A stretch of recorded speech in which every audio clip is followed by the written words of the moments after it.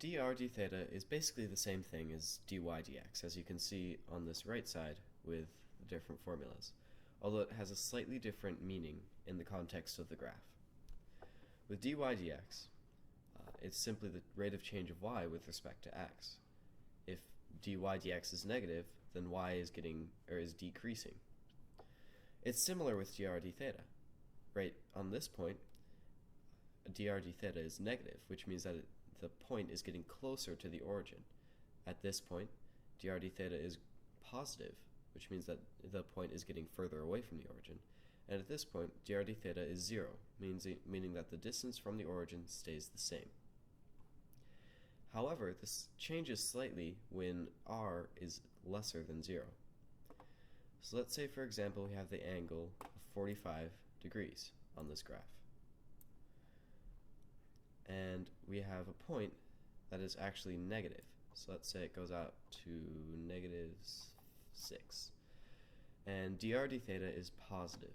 That means that this point is, or the length of the radius is increasing, which means that as we move along, this point will get closer to the not to the x-axis, to the origin, which means that the line is actually getting shorter. Basically, dr d theta means that if the sine of dr d theta matches the sine of r, then the length of the line is increasing, and if they don't match, then the length of the line is decreasing. That's really all there is to say about it. I mean, there aren't any fancy tangent lines or anything like there are with dy dx in any context. It's just the rate of change of the length of the line, or the distance from the origin. Alright, so since dr d theta is basically what you've been doing throughout your entire calc class, just with different letters, we'll assume you know how to take a derivative and move on to the harder stuff, which is dy dx in polar land. And I guess it's not really hardest thing in the world, it's just a little tedious. It really is just doing glorified parametrics. So to start off, these 4 formulas will be your best friends when doing these types of problems. But to be honest, you'll really only need these 2 right here for the most part. But the other 2 are nice to know. So we'll start off easy with our first problem here. And use our first 2 equations to get dy dx in terms of theta.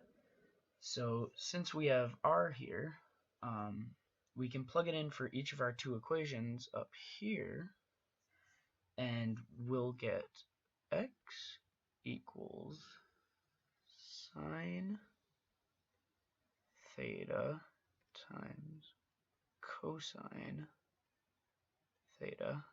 Bear with me, I'm doing this with my finger. Y equals sine squared theta. And now that we have each equation here, now we just do it like a parametric, and we take each derivative with respect to theta, and we'll get dx d theta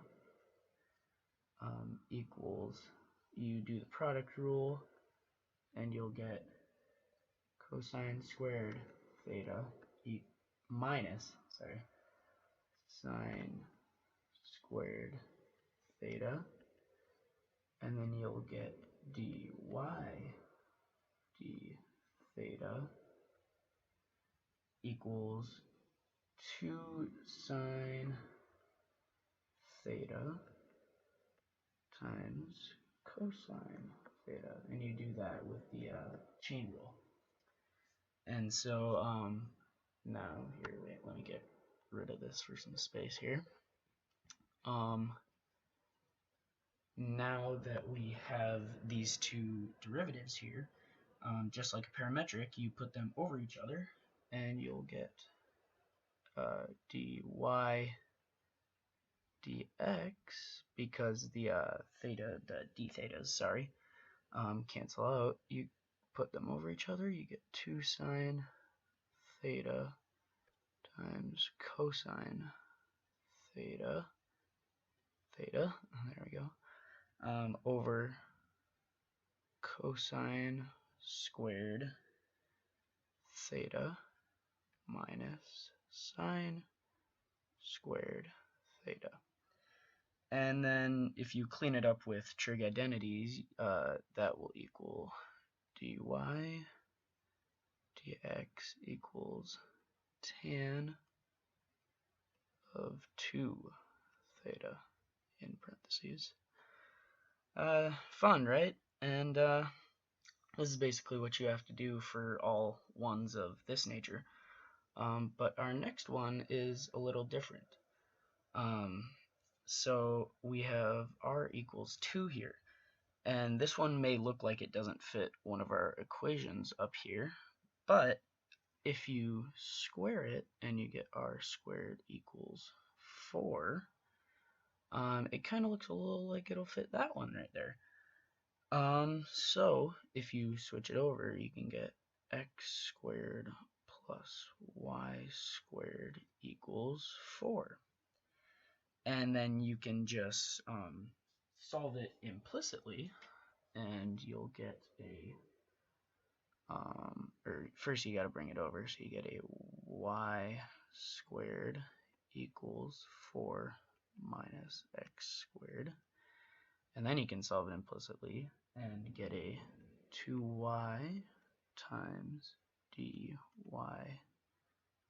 dx, that's an x, equals negative 2x, and then you can solve for dy dx here, dy dx, and get a negative x over y.